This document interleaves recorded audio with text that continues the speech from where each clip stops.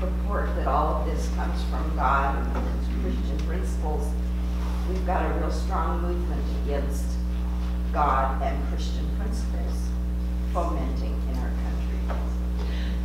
In fact, they look at that as a negative if we, do that. Okay, so you pointed out a wise principle. So let me talk for just a minute about writing my book, The Principles of the Constitution. Promises of the Constitution, got my own title wrong. So when I was writing that book, it came very much through divine inspiration. I wrote the book because I was instructed to do so and I was shown how to do that. The powerful experience, one of the really beautiful experiences of my life was writing that book. And so in the book, I went through the history and the founders. I went through the Revolutionary War, obviously not a lot of it because I didn't want the book to be 14 inches thick.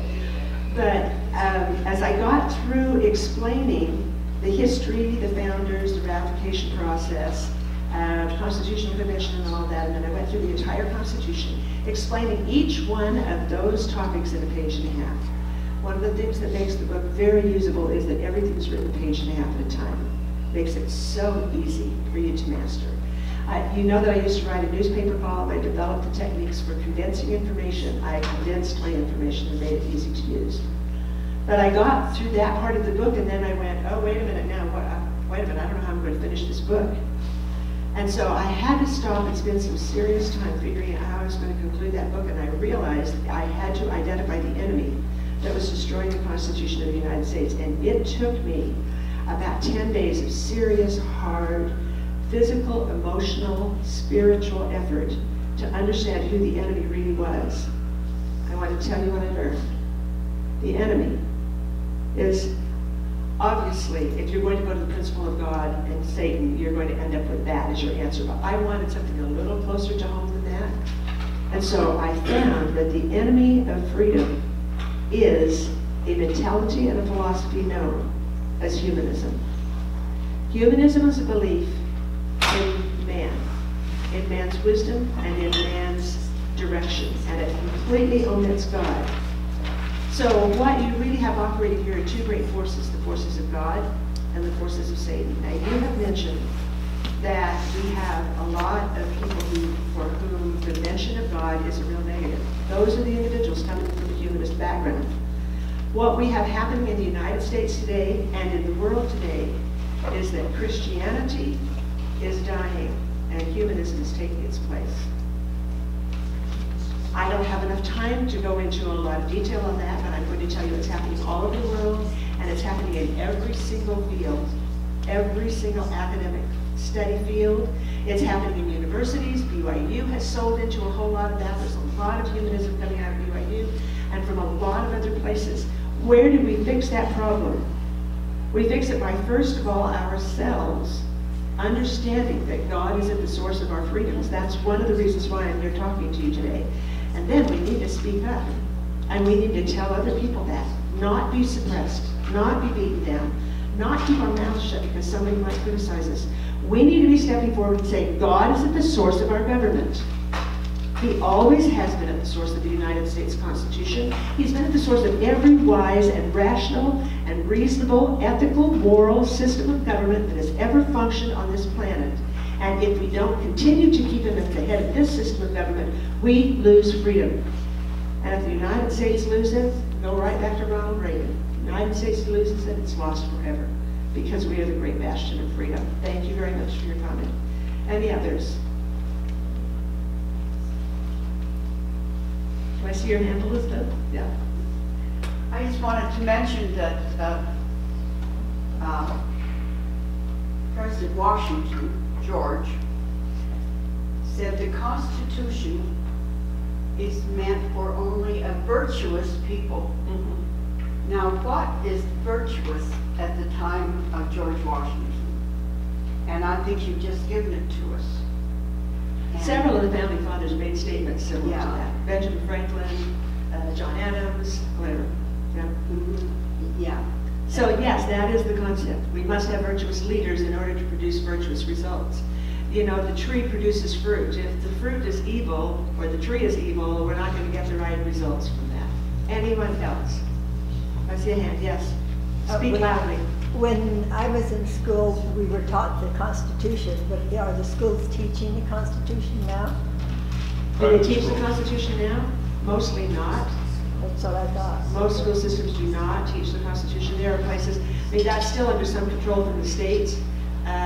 Federal standards coming in are not advocating the teaching of the Constitution, because the fundamental source behind the changes that are sweeping into education, into science, oh, I'd love to get onto the topic of evolution and what's going on with that our time is limited. All of these movements moving in there, virtually all of them coming on a national level are coming from a humanist perspective. Yes? I think it's important to remember too that ignorance can sometimes be judged as evil when we have to remember the Lord looks on the heart, and it's our responsibility again to educate each other and understand the correct principles as far as our founding fathers' original intent in the way that they were defined at that time, because it can be so redefined and watered down and have so many different directions that I think it's motive and intent. It boils down to motive and intent. So your point is well made, and if I'd had time, I would have mentioned to you more about the Federalist Papers, because the Federalist Papers are the statements made by the Founding Fathers on what happened during the constitutional process and clarifying a lot of those documents. And so I showed you the concept, Christian principles, Declaration of Independence, and the Constitution on top of that. We really need to insert also in that process the Federalist Papers, because they clarify what it is the Founding Fathers really meant. So you brought up a really good point. We need to know what the Founding Fathers say. That's where my love of this whole thing really began. For decades and decades, I have loved the stories of the Founding Fathers.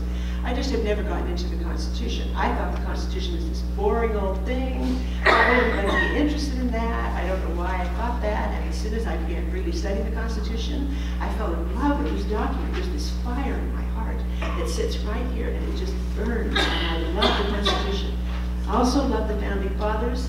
Love George Washington. My husband says, not too fondly sometimes, that he said of George Washington more than I love him. But that's not true. That's just I know that.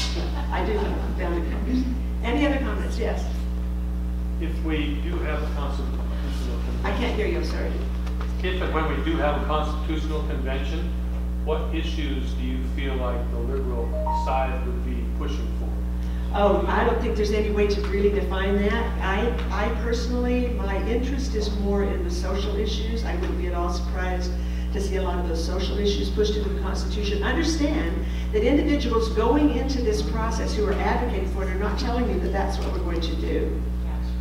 But I have in my possession, I have one copy of an alternate Constitution that would replace our Constitution. If you know Scott Bradley, who lives in Logan, is a constitutional attorney, he collects those. And the last time I talked to him, he had close to 20 copies of alternative constitutions that the opponents to our United States Constitution would like to insert in place of what we have. If that's the potential, folks, we do not want an Article 5 convention, and yet we just voted it in. Great concern. Other comments? Be sure you speak loudly. Let me just tell you one quick thing. I was struck by lightning when I was 4, and I took the blow directly to my head, and it destroyed my hearing in my left ear, and I have only partial hearing in my right ear, so I read lips until I developed problems with my eyes. I'm turning into Helen Keller. So you have to speak up really loudly when you're going to ask a question. To be a virtuous people, we need to rid ourselves of all of our evil inclinations. Very, very good. So I was just discussing with two of my friends who came to my house to visit yesterday the fact that I personally believe the source of the rectification for all human behavior, the rectification of all human behavior is repentance and forgiveness. And I think that's what you just said. All right, good. We have Bob. Before you speak, there's a lady right behind you that has a question. You go first. Go ahead. Well, it was just, if I can stand. You're still pretty short. I'm short, but I'm also. She's powerful. Let her sit.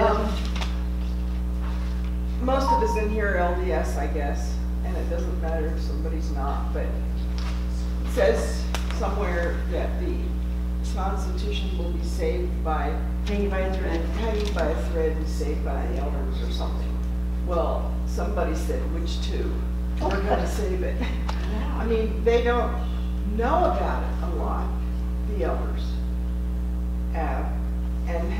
And you can bring up principles in church. You don't talk about particular parties and people who are running, but it's right in our own scriptures, for Pete's sake. So I think we had to try doing that more where it's appropriate. I do it a lot in my ward, and now whenever anything to do with government comes up, the teacher will always say, okay, now it's time for Sister Openshaw.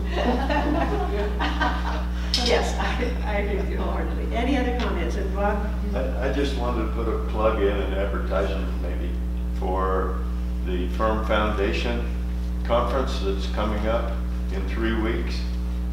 It's going to be in the convention center in Layton, and it's on Thursday, Friday, and Saturday. It goes from like 9 in the morning to 9 at night. April 11th through the 13th.